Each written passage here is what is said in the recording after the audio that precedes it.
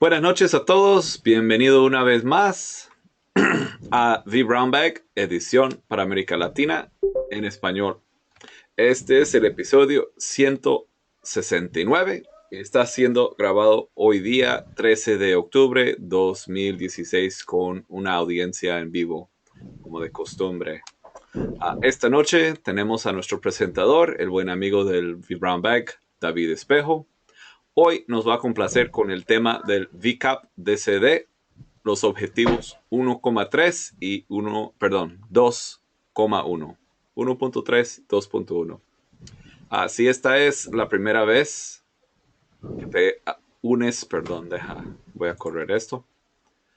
Si esta es la primera vez que te unes al programa, le invitamos a formar parte de nuestra comunidad, tu comunidad, y por qué no también a participar como presentador. Usted mismo puede sugerir el tema que desea presentar y con todo gusto lo incluimos en la lista de presentaciones.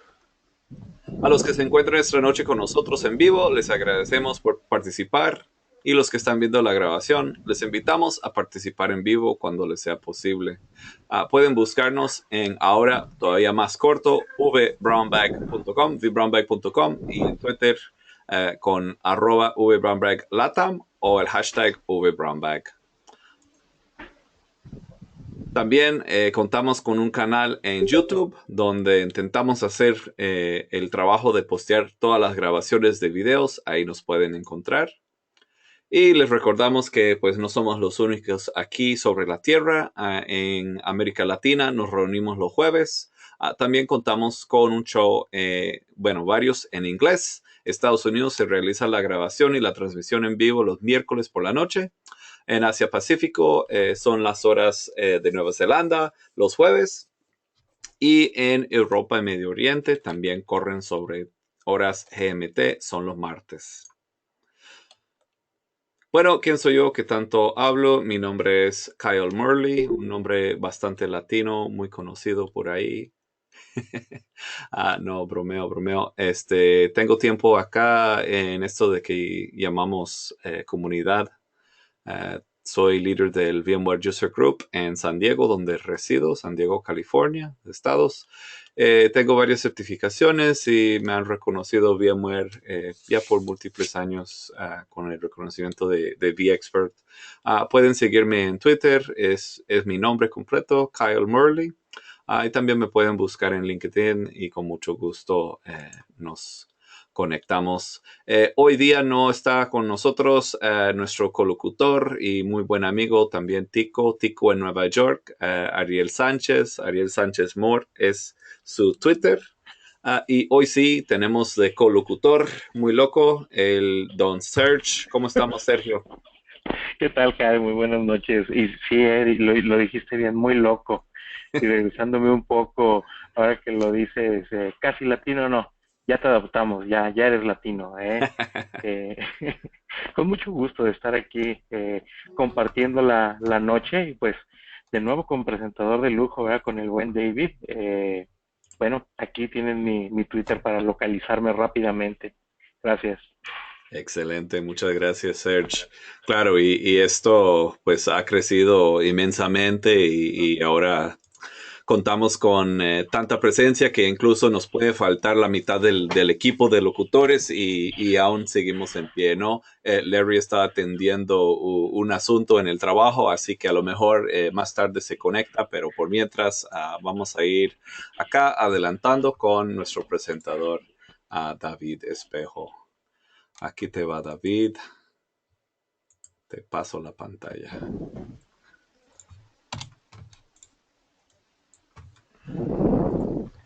Bien. Ok. Ahí se mira muy bien, David. Listo. Bien. Buenas noches para todos. Ah, oh. Listo. Bien, pues nada, agradeciendo nuevamente la oportunidad de estar aquí. La verdad es que lo disfruto mucho. Disfruto participar y disfruto también aportar en Vibram Bag. Mi nombre es David Espejo. Ahí me pueden conseguir en Twitter. Y no van a entrar a ese blog, no van a entrar en esa URL porque hay pocos posts. No van a esperar mucho de entrar ahí, pero si quieren entrar, pues ahí con poca regularidad publico posts sobre temas que me parecen interesantes. Bien. Esta presentación hace parte de la serie de preparación sobre el examen BCAP DCD, el examen avanzado de diseño, en la versión 6 de VMware. Pues digamos, estos objetivos son al comienzo del blueprint del examen. Considero que son un tema muy importante, muy relevante para el examen. Y pues, digamos, tengo la responsabilidad no menor de tratar de hacerlo lo más claros posibles y lo más útiles para quienes están preparando para el examen o quienes simplemente desean conocer más sobre el tema. Bien. En cualquier momento pueden interrumpir, pues de hecho, por definición no es una interrupción, en cualquier momento pueden, digamos, levantar virtualmente la mano, hacer una pregunta, un aporte, una corrección. No soy un experto completamente en esto, ni mucho menos. Así que, pues, digamos, el objetivo es que podamos construir juntos las conclusiones de este tema. Bien, esto es un poco lo que vamos a hablar. Está muy basado, muy alineado con el blueprint. Considero que es así. Vamos a hacer un quiz, como en la escuela, y les voy a dar algunos recursos adicionales que he encontrado útiles. Bien, lo importante, pienso yo, si yo me estoy preparando para este examen, me hago la pregunta y bueno, ¿y qué es lo que espera VMware que demuestre yo con este objetivo? Porque si ustedes ven el blueprint del examen, hay objetivos que son tan etéreos que, sí, como tan volátiles en el aire que yo me pregunto qué es lo que quiere VMware que responda ahí, ¿sí? Eh, pues digamos lo que VMware espera es primero que yo tenga la habilidad y lo demuestre en un examen con una serie de preguntas y pruebas quizás no tan triviales, que yo demuestre que tengo la habilidad de obtener una información de estado actual de un cliente. Entonces, a lo largo de esta presentación se van a dar cuenta que, digamos, todos estos temas tienen un enfoque muy como de consultoría, ¿sí? Pues quizá el examen BCAP de diseño no le hace clic mucho a alguien cuyo trabajo del día a día no es diseñar. Y eso es una realidad, digamos que he estado allí y sé lo que es eso, ¿sí? Digamos, sí tiene obviamente una ventaja competitiva a aquella persona cuyo trabajo diario es estar en contacto con clientes, levantar información, hacer un diseño y, ¿por qué no, implementarlo? ¿Sí? Sin embargo, pues considero que este enfoque bien se puede aprovechar incluso si uno no trabaja en un rol de consultoría, servicios profesionales o de ese estilo. Hace un tiempo, yo trabajo, digamos, en servicios profesionales, soy consultor. Hace un tiempo mi mamá me preguntó, ¿en qué trabajas, hijo? No sé si ustedes han estado ante el desafío de explicarle a sus mamás en qué trabajan. Yo estaba allí y ella me preguntó como en broma si trabajaba como consultor, si trabajaba como consultor, si mi trabajo era consultar. Puede sonar muy básico, pero lo pensé y le dije, ¿sabes que sí? Sí, mi trabajo es masterizar el arte de consultar. Un consultor debe ser el maestro en hacer buenas preguntas, hacer las preguntas dolorosas, las preguntas incómodas, las preguntas que abren discusiones. Entonces, digamos que el primer punto es, obviamente, digamos, en el examen yo no voy a poder consultarle a nadie, no voy a poder demostrar que sé preguntar. Pero por lo menos que tengo cierta mentalidad de encontrar, digamos, dudas o posibles oportunidades de ampliar información. ¿Qué es lo que yo debería consultar en la práctica para empezar? Debería consultar visión. ¿Cuál es la visión de un cliente o de mi misma compañía? Si yo trabajo para una compañía que quiere implementar un proyecto interno, ¿a dónde quieren llegar con todo esto? Obviamente, esto es traducido, ¿no? Seguramente yo no voy y le pregunto, no sé, a mi jefe que está solicitando esto, o al cliente no voy y le pregunto, oye, ¿cuál es tu visión? Quizá no va a ser tan claro. Esa es parte de la habilidad es traducir lo que el cliente me está diciendo quizás informalmente o me lo está diciendo formalmente en un documento, traducirlo como la visión, a dónde quieren llegar. Lo otro es definir el alcance. Eso, pues digamos, bien me recomienda en esta metodología, arranque por ahí. El alcance se debe definir desde el comienzo. El alcance, en resumen, tiene mucho que ver con lo que vamos a hacer en el proyecto, pero tiene aún más que ver con lo que no vamos a hacer en el proyecto. Entonces aquí seguramente Mr. Search y muchos otros sabrán que uno vive, por lo menos en servicios profesionales, uno vive por el alcance. Uno vive y muere por el alcance y es un defensor del alcance. Entonces el scope debe estar definido desde el comienzo. ¿Por qué? Porque no simplemente porque no queremos hacer ciertas cosas y ya, sino porque si no le ponemos unos límites al trabajo, pues realmente un proyecto puede ser interminable. Bien, entonces debe definirse un scope. Digamos, a toda esta presentación ya le pasé el filtro de los datos que considero poco útiles. Y digamos, por lo que he venido, ya estoy casi cerca de presentar el examen. Eh, Esto es, digamos, hay una serie como de preguntas que puede hacer el examen en que le consultan qué debería tener un buen diseño desde el punto de vista del BCAP DCD, qué debería tener un buen diseño. La guía oficial del BCAP DCD versión 5 dice ahí claramente una sección para VMware que debe tener un buen diseño. Y los elementos son Vision, Scope y hay otros que vamos a ver. Eso lo vamos a ampliar ahorita, pero pues digamos, tengan en cuenta que digamos, lo que les estoy comentando considero que tiene valor. ¿Hay alguien haciendo una pregunta? David, le interrumpo para avisar. No veo el PowerPoint en pantalla completa, lo único, por el momento. Vamos a ver acá en el chat. Yo solo tengo un comentario, David, de aquí Sergio. Excelente aportación, ¿eh? Creo que mejor no lo pudiste haber definido.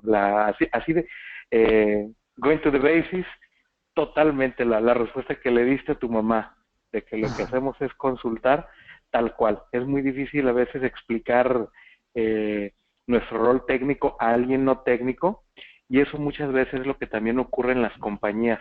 Cuando hablamos con los altos directivos, ¿cuál va a ser el alcance? Entonces, normalmente un arquitecto, un consultor, es la persona que entiende del negocio y que sabe cómo trasladar esos requerimientos a una propuesta técnica. Lo definiste muy bien, ¿eh? Excelente. Gracias. Sí. Entonces, es esa habilidad de consultar, consultar, consultar con el fin de capturar información y saber traducir esa información qué es realmente. Entonces, capturar las metas del cliente, cuáles son sus dificultades actuales, etcétera. Vamos a entrar en más detalle. Lo siguiente es que VMware dice, ¿qué debería hacer usted con todo eso? Debería hacer un gap analysis. Eso es un término que viene, eso, o sea, aquí el objetivo es, y mi objetivo es en la mayor parte de esta presentación, no nombrar nada de vSphere, de tal manera que podamos notar que estas son habilidades que se pueden aplicar para vSphere, se pueden aplicar para cualquier otro tipo de tecnología. Esto realmente es arquitectura de sistemas, diseño de sistemas. Entonces, Gap Analysis viene de ese mundo de diseño de sistemas. Gap Analysis básicamente es cómo están hoy día. Yo tengo como consultor o como lo que sea, yo he levantado información completa de cómo están hoy día. Y también tengo claro a dónde quieren llegar, qué tan lejos están de allá. Y no solo qué tan lejos están, si es ese gap, es esa diferencia, qué tan lejos están, sino también qué deben hacer para llegar a su destino, ¿sí? Eh, me recomienda es tome un enfoque basado en fases. Casi siempre es mejor, tiene muchas ventajas, desde el punto de vista incluso comercial, tiene más ventajas, digamos, mostrarles cortos avances por fases, que mostrarles un enfoque de todo o nada. O sea, o llegamos al final o esto se fue al abismo. No, entonces toma un enfoque por fases. Esas fases, digamos, son los que conocemos como milestones, los hitos, pues, de un proyecto. Dentro de esos hitos defina tareas, otra ciencia que debe dominar alguien que esté en esto, poder cortar un proyecto muy grande en tareas lo más pequeño posible, ¿sí? y define el enfoque técnico con el que lo va a hacer. Entonces, si es una migración, entonces, ¿qué actualizo primero? ¿Qué actualizo después? ¿Cómo lo voy a hacer? Eso es lo que se llama el technical approach. Y aquí viene lo más importante y por eso lo subrayé. Esto, digamos, si se les parece mucho a lo que pide el blueprint del BCDX, es porque es prácticamente lo mismo, ¿sí? O sea, tienen muchos puntos en común. Si uno lograra dominar realmente las habilidades que pide este examen, pues es simplemente conocer técnicamente BSphere bien, saber escribir unos documentos y aguantar la presión de una defensa en persona y estaría muy cerca del BCDX. Entonces, la habilidad de traducir. Uno debe ser un traductor de toda esa información que tomo. Yo debo poder encajonarla, digamos, en cuáles son requerimientos, cuáles son restricciones, supuestos y riesgos. Esto lo vamos a ampliar, no se preocupen, vamos a ampliar qué es cada cosa porque esta es una habilidad crítica y de hecho es el objetivo 1.2, saber tomar algo que dijo el cliente y poderlo, digamos, ubicar en una de esas cajas, ¿sí? En uno de esos factores de diseño, los famosos design factors, ¿sí? Si se están preparando para el examen o si ya lo tomaron o si se están documentando, ese es un término que van a ver por todo lado. Los design factors reinan en este examen y son esos 4. Bien, y finalmente lo que dice por lo menos este examen DCD es que debería también saber categorizar esos design factors, o sea, no todos los requerimientos son hechos iguales, ni todos los supuestos son creados iguales, y así todos los demás, sino que esos se pueden categorizar en lo que llaman infrastructure qualities, ¿sí? Ya vamos a ampliar un poco más eso. Esas son las cualidades de infraestructura, digamos, en las que se basa este examen. Seguramente sí, y ahí les voy a dar algunas referencias de un libro que me parece muy útil para esto, que no es de VMware, nada que ver con VMware, eh, y que, digamos, les da otros nombres a muchos de estos qualities, pero básicamente permanece igual. Entonces, VMware dice, realmente hay muchos iliris, hay muchos de estos qualities que uno se puede encontrar por ahí, usability, etcétera, pero estos son los más importantes, ¿sí? Entonces, tienen una utilidad que ya vamos a ver. ¿Hasta aquí alguna pregunta? Si no, continuamos. Bien, listo, sigamos. Entonces, ampliando un poco más esos infrastructure qualities. Si se leen por ahí el libro de Scott Lowy de vSphere Design, segunda edición, se van a encontrar que los llaman Design Principles, los principios de diseño. Si leen libros de la esfera fuera de VMware, sí, porque hay vida más allá de VMware, van a encontrar que los llaman non-functional attributes, atributos no funcionales. Sin embargo, pues digamos que se está como buscando salir de ese término de atributos no funcionales porque pareciera que como no son funcionales, pues no sirven para nada. Son más factores de diseño y tienen una importancia pues considerable, ya vamos a ver por qué. Bueno, aquí lo dice. Esos design factors son una herramienta que me sirve a mí como termómetro del diseño a lo largo del ciclo del diseño. Una de las cosas que dice el DC, que dice el blueprint, es que o los materiales del blueprint, es que el diseño es un proceso iterativo. O sea, no hay tal cosa como el super arquitecto que se hace un diseño incontestable que nadie puede controvertir y que está escrito en piedras. No. O sea, todo diseño es sujeto a revisión, es sujeto a mejoras. Así no sea revisión por un par, uno mismo como diseñador, ni siquiera hablamos de arquitecto, como diseñador, debería estar en capacidad de detectar cuándo es necesario introducir cambios. Esto, digamos, lo vamos a hablar un poco más y espero que al final, digamos, quedemos con una idea un poco más de cuán flexible debe ser esto. Pero a lo largo del ciclo de vida de ese diseño, yo debo tener una forma de saber si estoy bien o estoy mal. ¿Qué es estar bien? Estar bien es estar lo más cerca posible a cumplir la visión del cliente. Ese es el objetivo. No siempre el cliente tiene la razón y creo que en este mercado lo vemos todos los días. No siempre el cliente tiene la razón, pero él tiene una visión y hay que llegar lo más cerca posible de esa visión. Para yo hacerlo en un proceso que puede ser, que puede tomar tiempo, como es el diseño y la implementación, para yo saber que estoy bien, debo tener un termómetro. Ese termómetro son en parte, en buena parte, los infrastructure qualities sumado a los design factors. Entonces ya vamos a ver qué son esos infrastructure qualities. Ya vimos un poco que los factores de diseño igual son las restricciones, los supuestos, los riesgos y las restricciones, creo que ya la nombré, requerimientos, perdón. Esos cuatro, digamos, son los que me van a servir a mí en el camino para saber si yo estoy cerca o me estoy desviando. Si todo esto que les estoy hablando ven que está como muy, todavía le falta unirse, tienen toda la razón. Vamos a irlo uniendo. Entonces, primera cualidad de infraestructura, disponibilidad.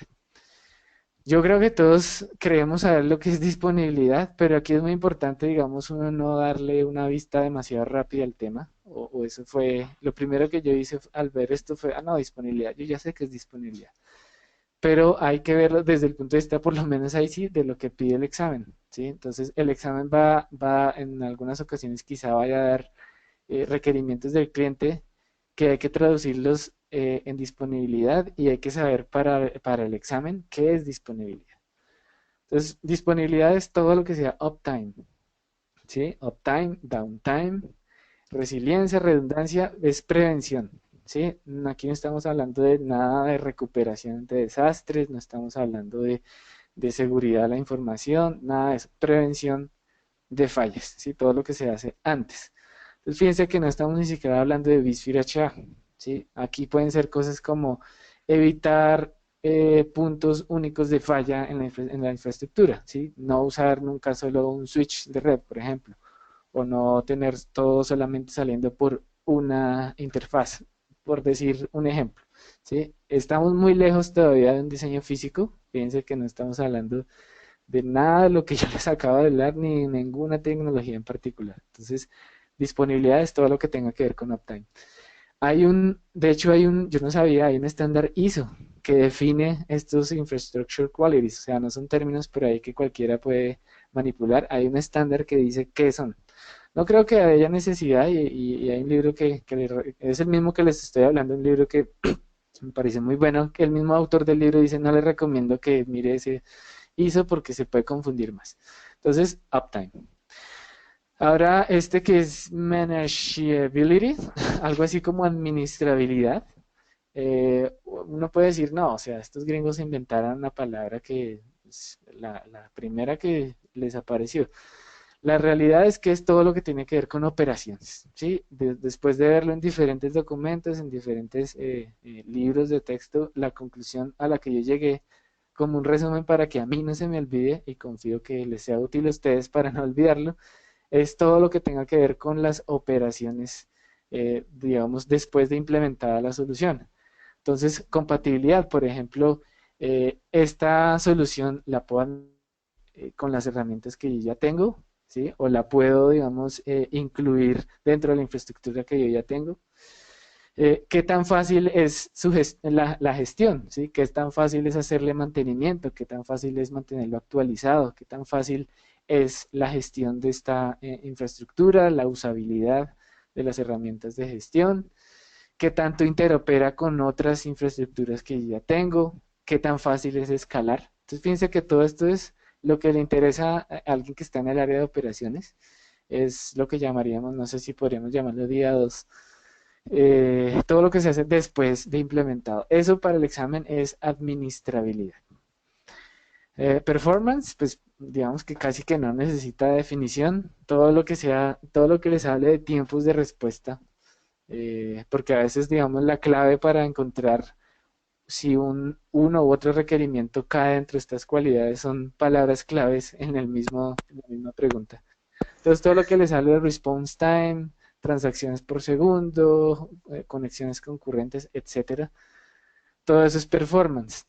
Depende cómo se lo planteen. Es cierto que, por ejemplo, si hay un SLA, si la pregunta habla de un SLA o si ya viéndolo en la realidad, a mí me hablan de un nivel, un acuerdo de nivel de servicios de, no sé, de cierto tiempo de respuesta. o de lo contrario la sesión se cierra, pues digamos que es una relación ahí intrínseca entre performance y disponibilidad, ¿sí? A veces hay requerimientos que pueden ser los dos y eso puede ser lo que empieza a ser confuso. Recuperabilidad. En resumen, ¿qué tanto esfuerzo necesito para recuperarme de una falla? O sea, a diferencia de disponibilidad, que es prevención de la falla, en recuperabilidad ya falló algo. O sea, ni modo, las cosas fallan, en este mundo todo falla en algún momento. Ahora, ¿qué tenemos que hacer para recuperarnos? ¿Qué tan fácil, con qué tanto esfuerzo me puedo recuperar? Entonces, todo lo que hable de disaster recovery, continuidad de negocio, mean time to recover, RPO, RTO, etcétera. Todo eso tiene que ver con recuperabilidad. Y finalmente seguridad, pues realmente después de verlo en varios documentos, en resumidas cuentas, está relacionado con todos los anteriores, ¿sí? Ustedes saben que una parte de la seguridad es la disponibilidad, que yo pueda, digamos, hacerle mantenimiento con cierta facilidad o que simplemente existan los mecanismos para hacerle mantenimiento y mantener actualizada la infraestructura, pues también tiene un aspecto de seguridad. Un nivel de respuesta o de tiempos de respuesta aceptable, pues el ejemplo que les decía, si hay un SLA, pues digamos, tiene que ver con disponibilidad y por esa vía puede tener que ver con seguridad. Y la recuperabilidad, pues puede tener que ver con proteger la integridad de la información, la disponibilidad, entonces también es seguridad, digamos que está relacionada con todos y también tiene que ver con integridad y confidencialidad de los datos. Bien, ¿alguna pregunta hasta ahí? ¿No? Recuerden que yo a veces voy, yo digo, yo voy en un carro, o sea, voy a toda, y si no me paran, yo sigo. Bien, listo. Ok, entonces la metodología de diseño, por lo menos como la plantea VMware acá, y esto, pues fíjense que no hemos hablado de nada de vSphere, y ese es el objetivo, seguir así.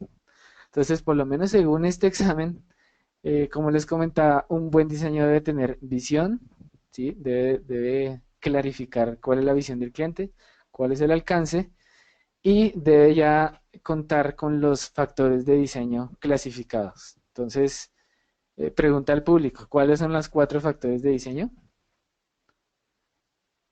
No hay problema si no lo recuerdan porque los hemos visto muy por encima. Veamos a ver quién se anima. Yo voy a dar una ayudada, David. Administración.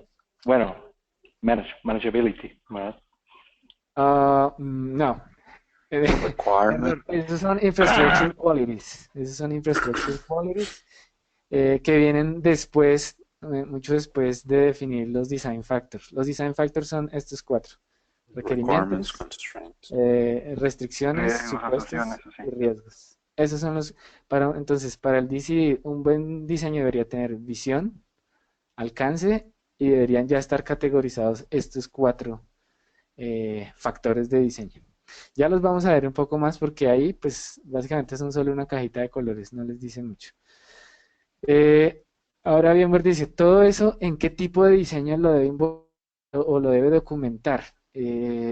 Digamos que la guía de diseño y el blueprint hace mucho énfasis en varias partes en cómo documentar un diseño, que es una cosa que uno asume que sabe o que sabe hacer.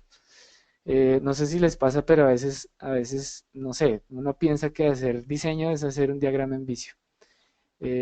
Si nos queda claro ahorita que veamos esta metodología de diseño, quizá nos demos cuenta que eso solo es una parte de la historia, ¿sí?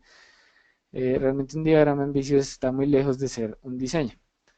Entonces, VMware dice, lo primero es que usted debería crear un diseño conceptual. Ese es el lugar donde debería documentar la visión, el alcance y los design factors. Ese diseño conceptual está puramente hecho de conceptos, tal cual. Enfocado en los requisitos, enfocado en cuáles son esos factores que usted encuentra que van a hacer que esto tenga éxito, o sea, la famosa ruta crítica, creo que lo llama la gente que sabe de gestión de proyectos. O sea, por dónde sacar esto adelante y el gap análisis que ya se hizo. En resumen, y esto lo escribí para yo entenderlo y no olvidarme, esto debe entenderlo un no técnico, ¿sí? Entonces, aquí pueden darse cuenta que esto es un punto de inflexión, por eso yo decía que este es un objetivo muy importante de este examen. Para mí es un punto de inflexión en las habilidades de uno, porque aquí no me están pidiendo, debe conocer todos los aspectos intrínsecos y ocultos de iSCSI, por ejemplo, que son muy interesantes, ¿no? Aquí me están diciendo, usted debe tener la capacidad de hacer buenas preguntas y traducir todo eso en un diseño que lo entienda. Por ejemplo, no sé, el CFO, es un ejemplo de una organización muy grande que tiene un CFO, no sé, o el contador de la compañía, el que maneja las finanzas, que no tiene idea de esto, no le importa tampoco, pero es quien toma la decisión de si invertir o no. Entonces debe ser comprensible para ellos y debe enfocarse en quizá proveer, sí, un diagrama de componentes, si esto va a tener una integración con otra infraestructura, otro o algún componente externo, pues digamos dibujarlo en cajitas. Es un dibujo de bloques, nada más. Entonces, Bienberg dice, debería usted arrancar por el diseño conceptual e incluir allí la visión del alcance y los factores de diseño. Que esto es que esto es suficiente o que esto es lo que necesita alguien para implementar, para nada. Pero esto es lo que usted necesita para ir a presentárselo al cliente interno, cliente externo y obtener la aprobación de ellos, porque esa es una parte de la metodología. Validar el diseño con el cliente, ¿sí? Mostrarle de qué manera todo lo que usted nos dijo es importante para nosotros y lo estamos traduciendo acá.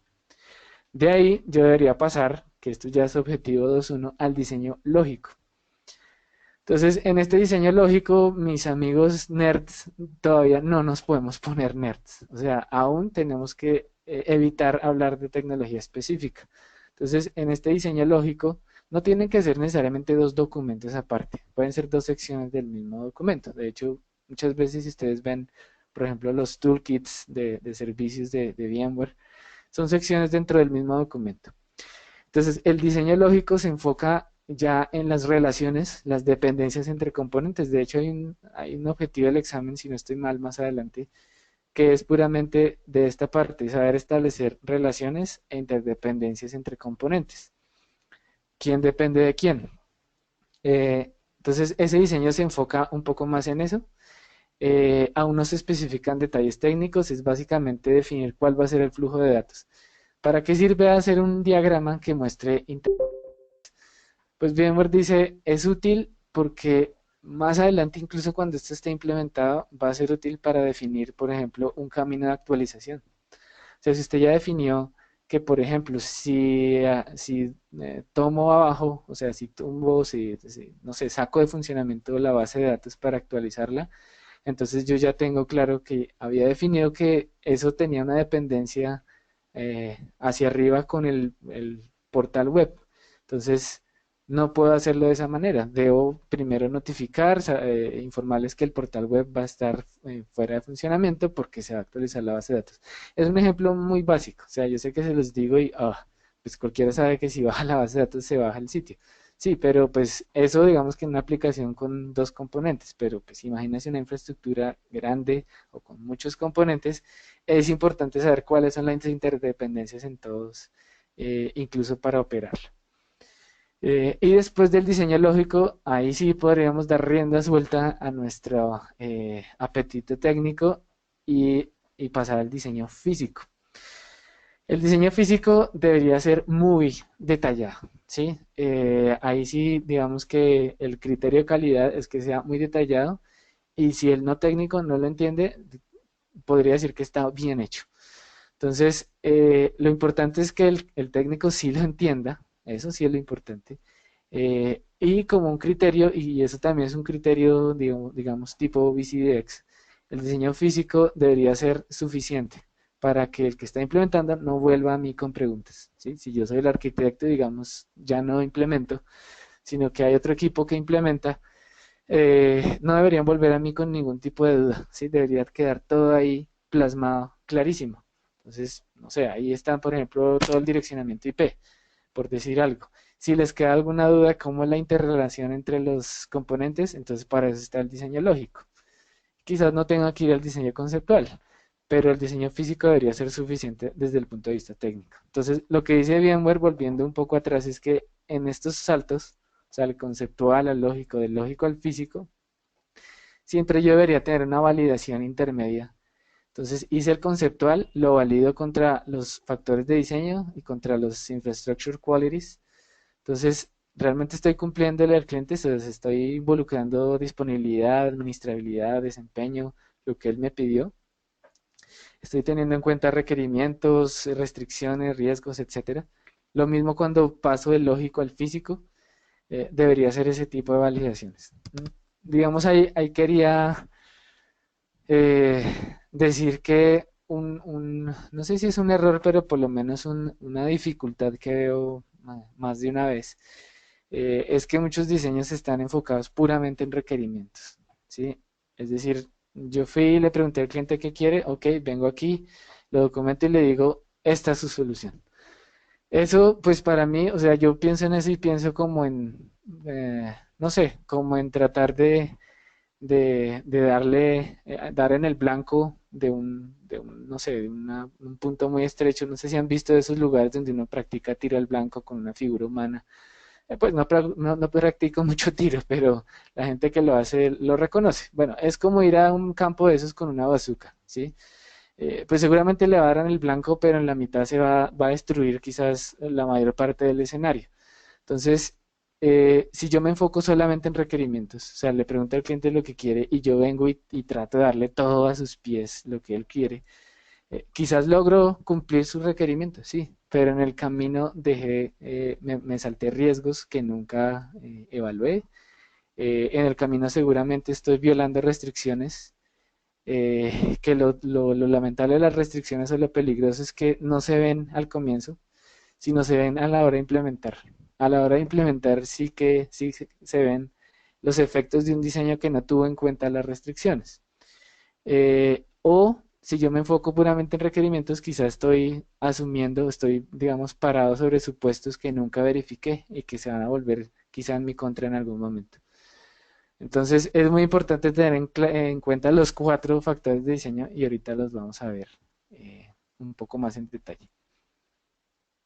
Bien, voy a continuar. Sí, recuerden, si tienen alguna pregunta, solo háganlo saber, por favor.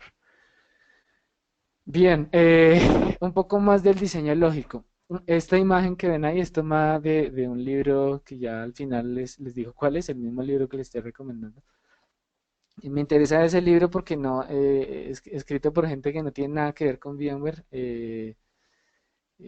Y pues digamos que hay muchas similitudes. Fíjense que lo que busca, digamos, este enfoque de gestión y de diseño de sistemas es agregarle disponibilidad, performance y seguridad. Ese libro se enfoca en disponibilidad, performance y seguridad. Si recuerdan, le falta administrabilidad y recuperabilidad. Pero si ven el libro, esos dos los absorbe en disponibilidad. ¿Sí? Él dice, pues si yo puedo gestionar mi herramienta, mi infraestructura con mucha facilidad, tengo la gente ya entrenada y todo eso, eso mejora mi disponibilidad. Y si me puedo recuperar rápido, eso es disponibilidad. Pero a la larga son los mismos que ya vimos, disponibilidad, administrabilidad, performance, recuperabilidad y seguridad. El objetivo del diseño es, digamos, agregarle o asegurar que se cumplen esas calidades o esas infrastructure quality de todos los componentes del sistema. Seguramente nosotros llegamos solamente hasta la caja que dice infrastructure, ¿sí? Si ustedes se fijan, probablemente no pasamos de ahí, pero más allá de ahí hay todo un mundo que debe tener en cuenta los mismos detalles. Entonces, digamos que me sirve esta gráfica de nuevo para enfatizar el punto que adquirir una metodología, probablemente esta no sea la última pues metodología, pero en general adquirir una metodología de diseño sirve así de aquí a mañana VMware no sea aquello en lo que trabajamos, etcétera. En general los sistemas necesitan una metodología para ser diseñados. Entonces algunos apartes de ese libro que me parecieron útiles acá y es que tengamos en cuenta que lo que es obvio para un cliente no siempre es obvio para nosotros. Y ahí es cuando viene el tema de saber hacer preguntas. Entonces, un cliente, por ejemplo, asume que las cosas nunca van a fallar, ¿sí? Que esto nunca se va a caer, obviamente nunca se va a caer. o que si tengo que pedir soporte, obviamente tengo soporte 7x24x365. Eso es obvio para un cliente, ¿sí? Para más de uno, pero no resulta obvio para nosotros. Y hay que preguntar todo, así sean las preguntas más aparentemente obvias, hay que preguntarlo todo. Y esas cualidades de infraestructura, fíjense que ese libro los llama atributos no funcionales. Dice el autor, la razón por la que esto siempre se ha llamado no funcional es porque no hace parte de la función principal de un sistema. Yo, digamos, lo veía con el ejemplo de, no sé, de un software en un hospital que es el encargado de guardar las citas médicas, por ejemplo. La función de ese software es agendar las citas, pero es muy probable que para mi cliente eso no sea suficiente. Si esto funciona lento, para él va a ser inútil. Entonces yo perfectamente le puedo decir, pero ahí está agendando las citas, pero él me va a decir, está muy lento y así no me sirve. Entonces, casi siempre la aceptación del sistema depende más de esos atributos no funcionales que de los funcionales, ¿sí? Entonces, no importa solamente que haga lo que debe hacer, sino que lo debe hacer con ciertas cualidades, que son principalmente las que vimos allí. Bien, listo. Entonces, aquí vamos a ver cada uno de los design factors. Digamos, puse el título en español, pero me interesa que queden memorizados en inglés, ¿no? Entonces, porque así se los van a preguntar. Estos serían los requirements. Entonces, algunas características.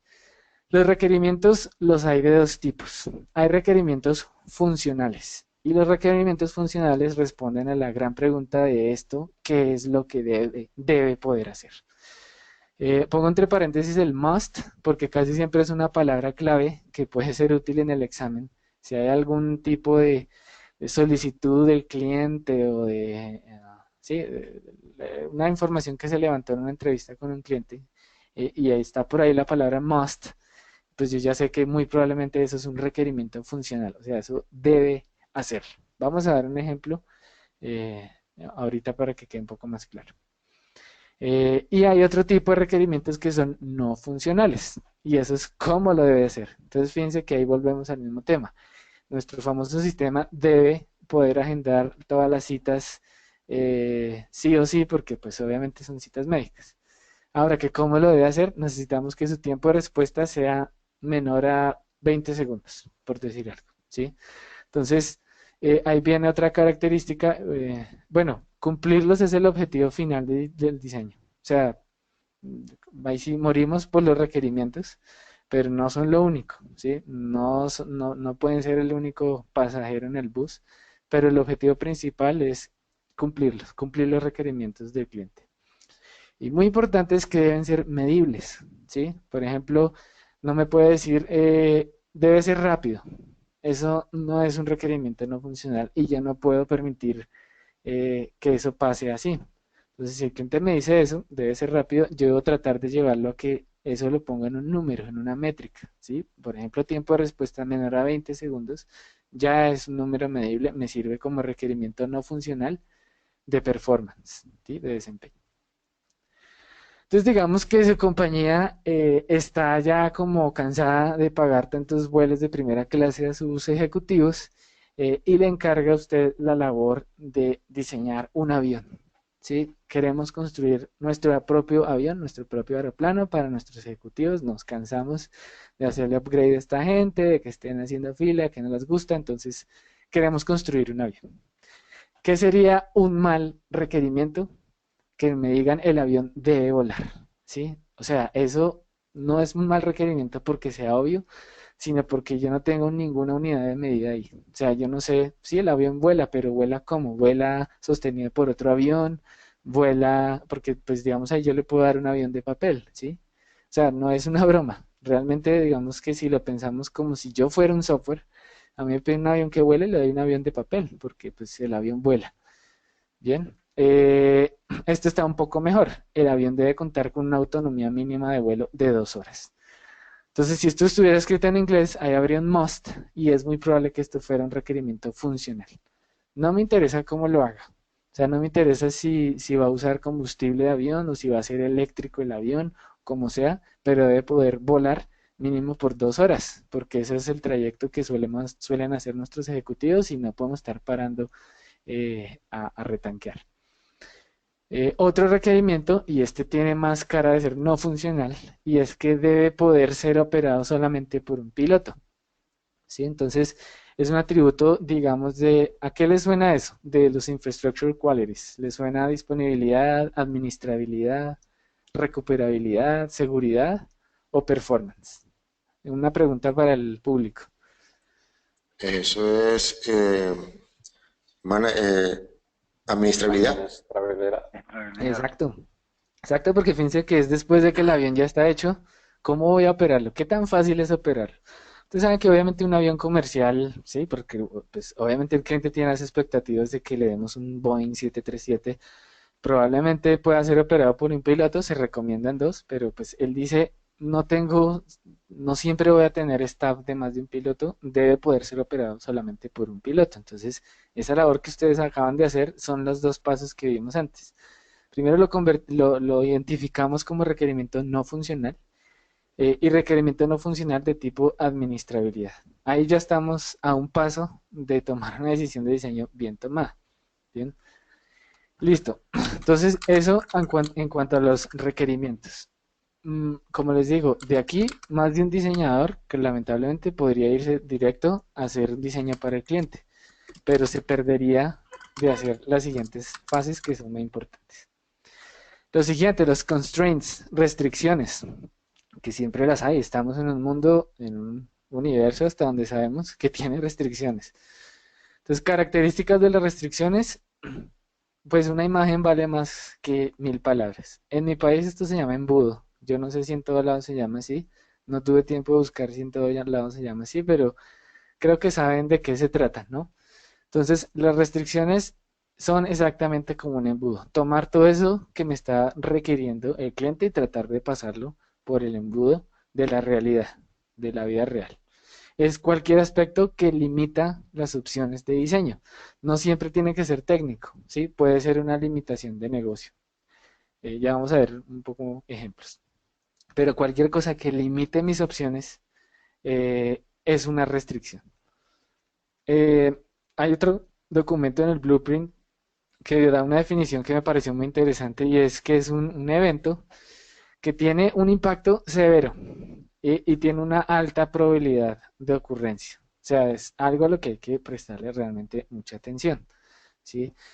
El impacto, ¿como de qué? El impacto, digamos, en este caso se define como qué tanto me podría desviar de cumplir con los requerimientos del cliente. Entonces, podría desviarme mucho y es muy probable que ocurra. Eso es una restricción. Y bueno, lo que les decía, no necesariamente son técnicos, no necesariamente reducen el valor. Sí, sí, eso quiero que sea muy claro.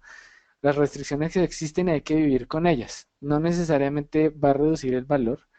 Puede ser que sí, pero el objetivo es siempre mantener a flote los requerimientos. O sea, lo único que no trataremos de no hacer hundir es la visión del cliente y cumplir lo que él me pidió. Entonces, digamos, pasando todo eso por aquí, pues si el cliente para nuestro proyecto del avión me dice, pues la verdad es que solo tengo $10,000 para ese avión y debe estar listo en menos de 6 meses.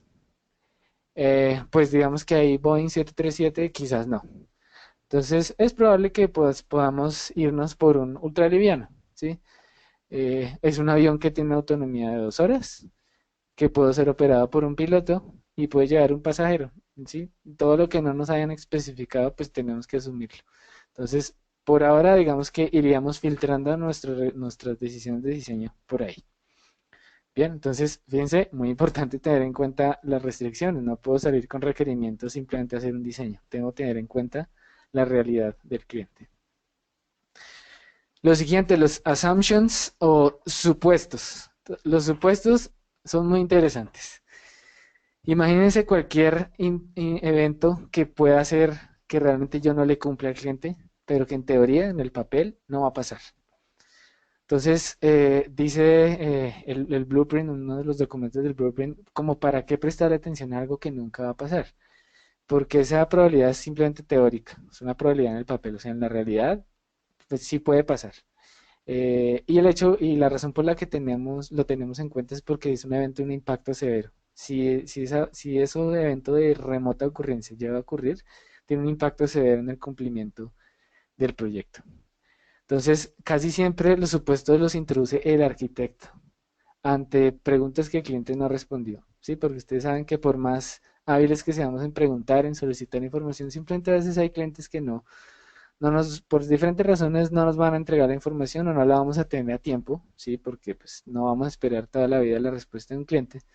Entonces, si no hay información, introduzco un supuesto. De todas maneras, los supuestos son para manejarlos con cuidado. Los supuestos se consideran válidos, pero no han sido probados. Cualquier afirmación que yo considero válida, pero no ha sido probada. Y los supuestos deben ser minimizados. Entonces, ahí de nuevo viene el famoso enfoque consultivo. Yo minimizo supuestos si obtengo más y más información, ¿sí? Entre más información tenga, más luz, digamos, tengo sobre el proyecto, menos lugares oscuros hay y menos supuestos tengo que introducir. O sea, no puedo tener un diseño lleno de supuestos. Los supuestos hay que tenerlos, pero deben ser mínimos. ¿Mm? Entonces, ¿qué tipo de supuestos podríamos tener acá? Por ejemplo, el cliente cuenta con los permisos para hacer un avión, porque es que no cualquiera puede salir a hacer un avión. Entonces, yo le consulté a mi cliente, el cliente dice que sí, eh, pues digamos, él no va a revelar sus documentos privados de que tienen los permisos. Ok, listo, yo le creo, pero yo lo debo de documentar como un supuesto. Yo asumí y esa es casi siempre, puede ser incluso el salvavidas de uno al diseñar. Yo documenté porque usted me lo dijo que usted tenía un permiso. O supuestos como que los materiales para hacer un avión están disponibles y tienen los precios que se acomodan al proyecto. Entonces, fíjense que son cosas que quizá yo no pueda irme fábrica por fábrica a ver si están produciendo, cuánto tiempo van a estar produciendo, el acero, no sé con qué se hace un avión, a qué precio lo están vendiendo, quizás sea un desgaste. Entonces, yo lo introduzco como un supuesto. Fíjense que es un evento de un impacto severo si llega a ocurrir. En teoría, pues las fábricas van a seguir produciendo. ¿Qué pasa si no hay acero? O el material con el que sea que lo van a hacer. O si vale muchísimo dinero, pues ni modo. O sea, ahí el proyecto, no sé, prácticamente está al borde de morir porque no hay cómo hacerlo. O el cliente no tiene los permisos.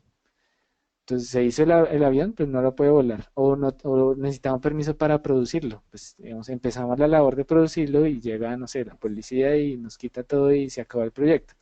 Fíjense, son eventos que uno dice, no, o sea, el peor día de mi vida si esto ocurre. Y por eso hay que tenerlos en cuenta, hay que documentarlos. ¿Bien? Disculpe, David, Hola, tenemos David. un comentario aquí. Adelante, Roberto. Hola, David, ¿cómo estás? Hola, Hola, Rey. Roberto Giles. Oye, una pregunta.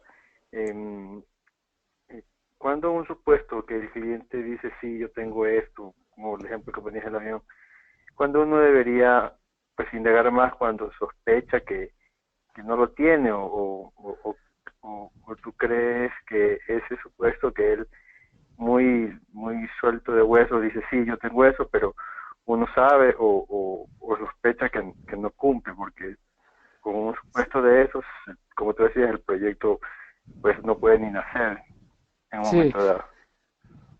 sí, pues digamos, esa es una excelente pregunta que quizá no encuentra una respuesta en el material del examen. Lo que yo diría, ya desde mi perspectiva, es que, ¿qué haría yo? O sea, lo que pueda yo tener algo de control, trataría de probarlo. Es decir, quizás no me pueda ir por todas las fábricas preguntando, pero por lo menos en el caso de los permisos, por decir este ejemplo, debería asegurarme, porque tengo interacción con el cliente, debería esforzarme porque el cliente me dé evidencia de que sí tiene los permisos. Es decir, ¿en qué momento un supuesto yo debería probarlo? Que pensaría yo en el momento en que yo tenga algo de control, ¿sí? De que tenga algo de injerencia, algún mecanismo pueda tener para probar ese supuesto, debería hacer el esfuerzo de realmente ponerlo a prueba, ¿sí? Eso porque pues obviamente y pues también tiene que ver con qué tanto esfuerzo yo estimo que me va a tomar probarlo, ¿sí? Si yo voy a tener que el cliente me dice, sí, pues ahí están los documentos, pero están en ese archivador que tiene 1200 carpetas físicas, búsquelos ahí. Eh, pues por decirles un ejemplo así, pues yo digo, eso me toma mucho tiempo, tiempo innecesario. Yo voy a documentar esto como un supuesto. eh, en caso que eso no llegue a ser cierto, pues digamos que se asumen las consecuencias por parte del cliente. Lamentablemente a veces toca así, porque pues saben que el tiempo es valioso en esto, y quizás un esfuerzo muy alto en probar un supuesto, porque simplemente el cliente no proveyó la evidencia, puede ser un desgaste. Entonces, en resumen, yo diría que los pondría a prueba cuando tenga algo de control y cuando el esfuerzo no ponga en riesgo el cronograma de cumplimiento de un proyecto. Vale, gracias, David. Gracias. Listo. Bien, entonces esos los supuestos. Y finalmente, uno muy importante, los riesgos, los famosos risks. De nuevo, una situación que fíjense que esta no puede que no bloquee inmediatamente el cumplimiento de los requerimientos, puede llegar a hacerlo, pero también puede reducir el cumplimiento de los requerimientos, o sea, reducirle, digamos, la calidad al proyecto. El objetivo de los riesgos es, o del diseñador, es que debe tener pues un ojo muy entrenado en identificarlos. Y esto me parece que es una habilidad que no se aprende ni en las aulas ni en los libros, es casi que en la práctica.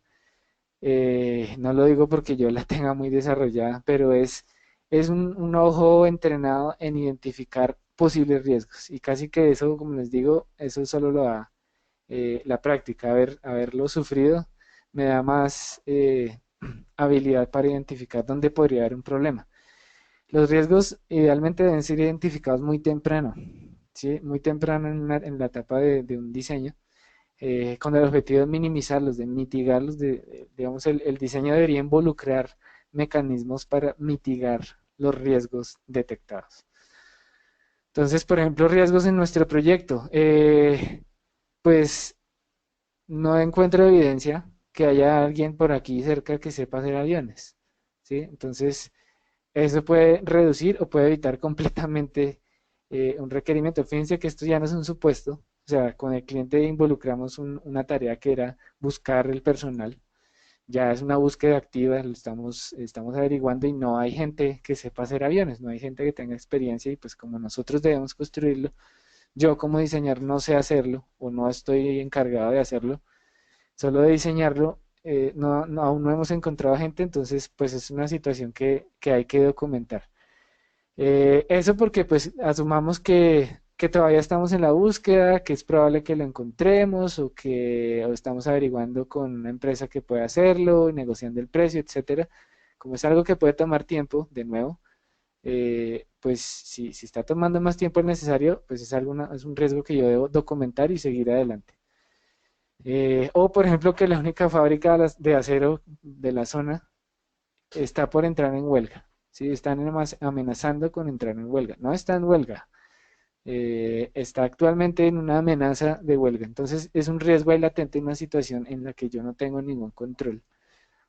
No tengo que ir a verificar nada, o sea, ya sé que están en una amenaza de huelga.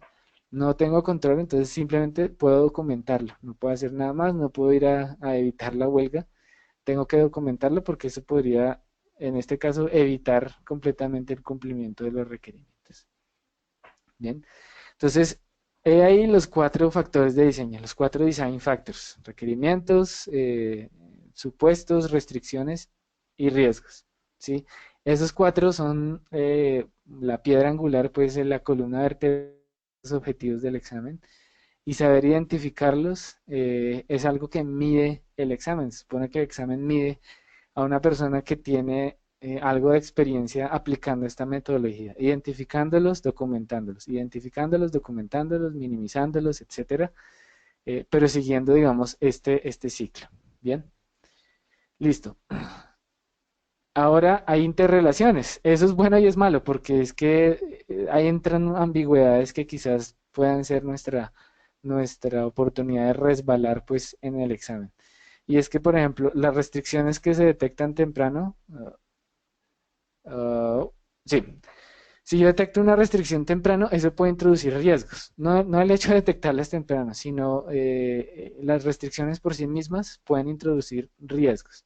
Ahí me tomé la libertad de escribir en Spanglish, pues para que visualmente esto quede el término como es en inglés, como se le van a preguntar. Por ejemplo, da un ejemplo uno de los libros que ahorita les recomiendo y es, al comienzo del proyecto el cliente me dice, los servidores ya los compramos. ¿Sí? Digamos que fueron un proyecto de servidores. Los servidores ya los compramos, son Cisco UCS, por decir algo. Ah, bueno, pues, ¿qué puede hacer usted frente a eso? Nada, es una restricción. Eso limita sus opciones de diseño. Todo lo que diseñe debe estar basado en lo que le puede entregar Cisco UCS. Ahora, ¿qué pasa si lo que entrega esa plataforma de cómputo no alcanza o no simplemente no tiene las funcionalidades que necesita el cliente para satisfacer los requerimientos? ¿Sí? Eso es un riesgo. Se introduce un riesgo, una situación en la que pues no tengo control, hay que vivir con eso y pues introduce el riesgo de que la plataforma de cómputo no dé lo suficiente que el cliente necesita. Lo otro, los requerimientos no funcionales, recuerden que es todo lo que habla no de qué es lo que hace el sistema, sino de cómo lo hace, ¿sí? Es medible. Y esas suelen convertirse en restricciones. Entonces, recuerden nuestro ejemplo de que, no sé, el tiempo de respuesta debe ser menor a 20 milisegundos, a 20 segundos, puede convertirse en una restricción de que no puedo usar cualquier almacenamiento que yo quiera, cualquier tipo de disco. Tengo que usar almacenamiento rápido para poder llegarle a cumplir con un tiempo de respuesta adecuado, ¿sí? Para darles un ejemplo, digamos, tipo vSphere, pero esto aplica para cualquier cosa que no sea vSphere, ni siquiera VMware. Lo otro, los supuestos que yo no verifique, ¿sí? Voy así por la vida sin verificar supuestos, se pueden convertir en riesgos, ¿sí? Lo mismo lo que hablábamos, quizás no pude verificar, no porque no quise, sino porque ya es un esfuerzo considerable ir a verificar en cada fábrica si hay acero. Yo supongo que sí hay y que es barato, pero pues, se puede convertir en un riesgo si realmente el precio empieza a subir y ya se hace inviable construirlo dentro del presupuesto. Y finalmente los supuestos que yo verifique se pueden convertir en restricciones. Entonces, con el mismo ejemplo del acero, yo hice la tarea, no podía dormir, no podía conciliar el sueño pensando en el acero. Así que salí y fui a cada fábrica cercana y verifiqué si tenían acero, para cuánto tiempo tenían de producción de acero y a cómo estaba el precio. Y encontré que de las 10 fábricas solamente en 3 hay acero suficiente y de un precio adecuado. Entonces, eso introduce una restricción, no puedo pedir acero de cualquier lado. Tengo que pedirlo de estas 3 fábricas y las 3 son las que quedan más lejos, entonces hay unos costos adicionales de transporte, bla, bla, bla. Entonces, fíjense que esto es una cosa de nunca acabar. No es para crear confusión ni mucho menos, simplemente para mostrarles que, el examen yo supongo que se va a enfocar mucho en estas áreas grises, en que puede haber unas interrelaciones ahí curiosas entre los factores de diseño y hay que pensarlo, digamos, con cabeza fría y con mucho sentido común, me parece a mí. ¿Listo? Para ver en qué categoría podrían caer. Listo. Yo no sé cómo estamos de tiempo. Estoy muy feliz aquí hablando, pero bueno, continuemos. Ahí vamos bien, David. Listo. Listo, un quiz. Le damos la parte interesante cuando el profesor pide que saquen una hojita en blanco y les pide que hagamos un quiz. Entonces el ejemplo es un poco adaptado, por eso habla de contoso. Yo escribí eso de contoso para todos los que recuerdan los materiales de Microsoft. Un proyecto de implementación de hardware nuevo, un bSphere 6. Entonces, fíjense que el examen les diría algo así como lista de opciones. ¿Sí? El examen no les dice que son ni requerimientos ni nada. Les da unas opciones. El cliente un día en una servilleta le escribió lo siguiente. La compañía necesita que el proyecto se haga dentro de 3 meses. El staff debe poder instalarlo, configurar y administrar los servidores. Toda no sé, el grupo de management, toda la gerencia pues de la compañía está de acuerdo con el proyecto, todos les gusta, les parece chévere, les parece bien. El data center donde el proyecto se va a instalar ha tenido muchas caídas, ¿sí? El downtime debe ser mitigado. Entonces, ahí sería pregunta de examen y es mi pregunta para ustedes. ¿En cuál de los design factors, digamos es uno a uno, no lo vamos a complicar, son 4 opciones, 4 design factors. ¿En cuál de los design factors cabe cada uno? Entonces, ahí recibimos su participación a partir de ahora. Los que tengan audio, o si no, lo pueden enviar por el chat también. También. La 1 sería requirement. Exacto. Ok, paremos ahí porque Ok, quedamos en la número 1. sí, porque es un requirement. Que es un ¿Todos están de requirement. acuerdo en que es un requirement? Empecemos por ahí. Porque dice que debe estar en 3 meses. Bueno, no es una restricción, esa más bien de tiempo. Sí. Sí, a ver, sí, o sea, es una restricción, efectivamente, porque fíjense que limita mis opciones de diseño. O sea, cualquier cosa que yo haga debe ser un proyecto que se deba hacer en 3 meses. Ok, Por de ejemplo, acuerdo, yo está bien. digo, no, voy a comprar almacenamiento EMC, por decir algo. Sí, está muy chévere, pero lo debo traer de Irlanda y se demora un mes llegando acá y otro mes nacionalizándose, no sé, pues descartado. Tengo que conseguir hardware que esté aquí en el país. Entonces, es una restricción. Entonces, fíjense que el examen es como muchas cáscaras de bananas por allí, porque la opción dice needs to. Uno pensaría, no, pues como la compañía necesita, eso es un requerimiento. Pero fíjense que no dice must. O sea, la compañía necesita, no es que deba, no es un requerimiento. Lo que sí le pone es una ventana de tiempo. Entonces, fíjense que no es ni siquiera una restricción técnica, como les hablaba, no todas son Ujú. técnicas. Esto es de negocio, debe hacerse en 3 meses. Listo, es una restricción. Bien. Lo De segundo, el acuerdo. staff debe poder instalar, configurar y administrar los servidores. Ese Ese sí es sería un requirement. requerimiento. ¿Cómo? Es un Sería un requerimiento. requerimiento. Eso me parece que es un requirement, sí. Requerimiento, ok. Ahorita lo vemos. El siguiente, toda la gerencia está de acuerdo con el proyecto, lo aman el proyecto.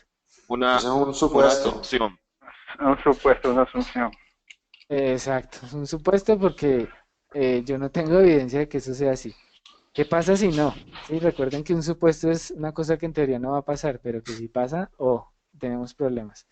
Entonces, si hay alguno que dice no, ese proyecto no va, tenemos problemas. Bien, el siguiente, el data center donde se está implementando ha tenido muchas caídas. El downtime debe ser mitigado. Es un risk. Riesgo. Es un riesgo que debe ser mitigado. Sí, señor. Aquí vemos las respuestas. Entonces, el primero, una restricción, efectivamente. El segundo, muy bien, sí, es un requerimiento, sí. El tercero, un supuesto. Y el cuarto, un riesgo. Muy bien. Menciona el material del examen que si en la segunda pregunta yo cambiara la frase como staff needs to install, configure and manage server, entonces eso podría quizás volverse una restricción, ¿sí?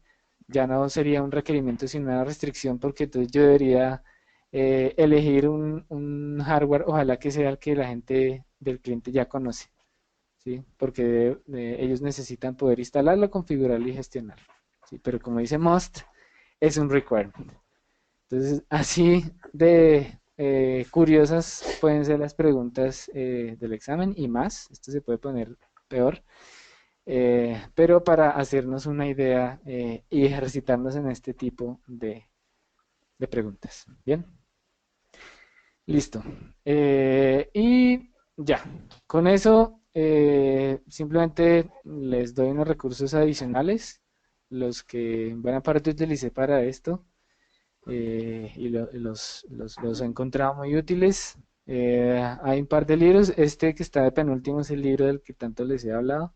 Hay una nueva edición, yo tengo el viejito, pero hay una nueva edición que al parecer incluye más cosas de cloud y eso. Pero lo que es, digamos, diseño de sistemas, al parecer no ha cambiado mucho en años, así que es muy útil. Bien, lo del design tool no se necesita para este objetivo, pero pues es que ahora todas las preguntas son o de drag and drop o de la famosa herramienta de diseño que todo el mundo habla mal.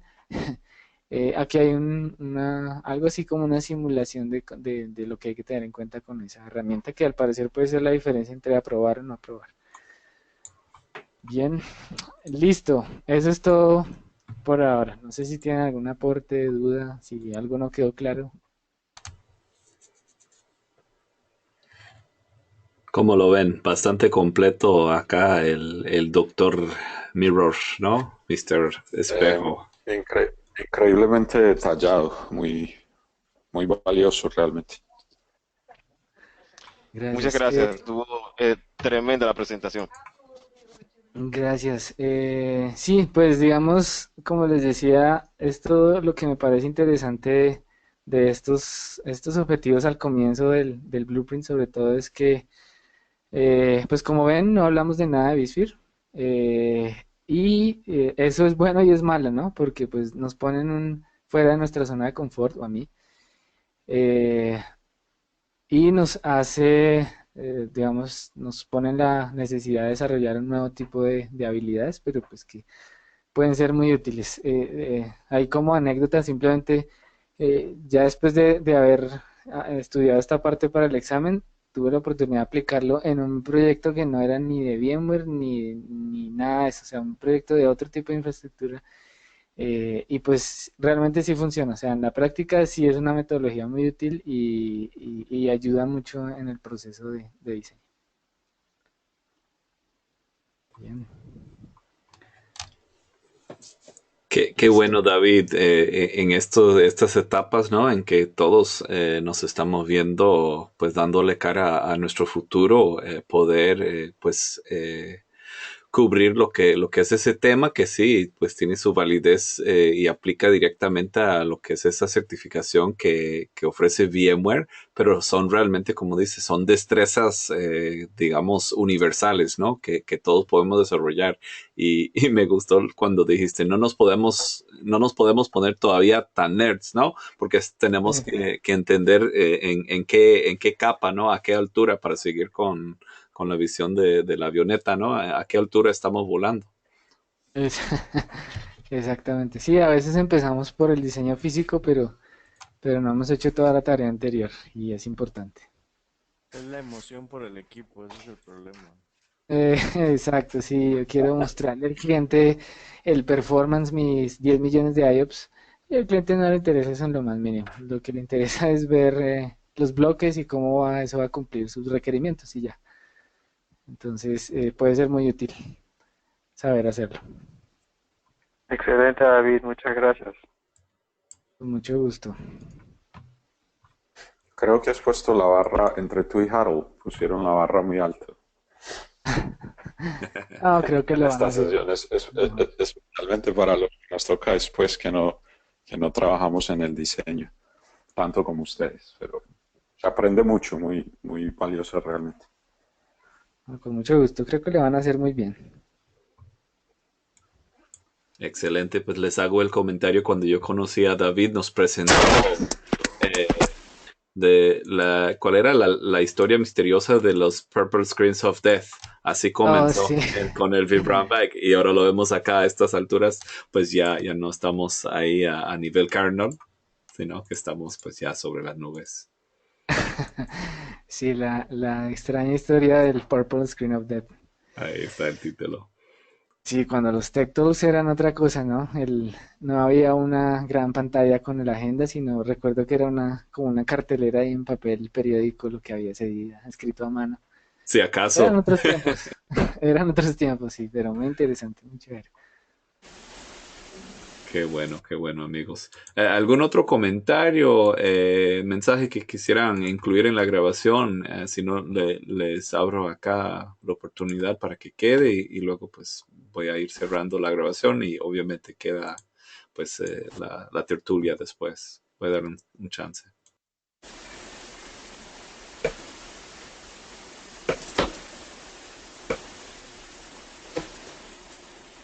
Bien, pues si no hay más comentarios que gusten contribuir hacia la grabación, le vamos a dar nuestro más fuerte agradecimiento al amigo David Espejo que nos ha presentado hoy día el VCAP 6 DCD, los objetivos 1,3 y 2.1.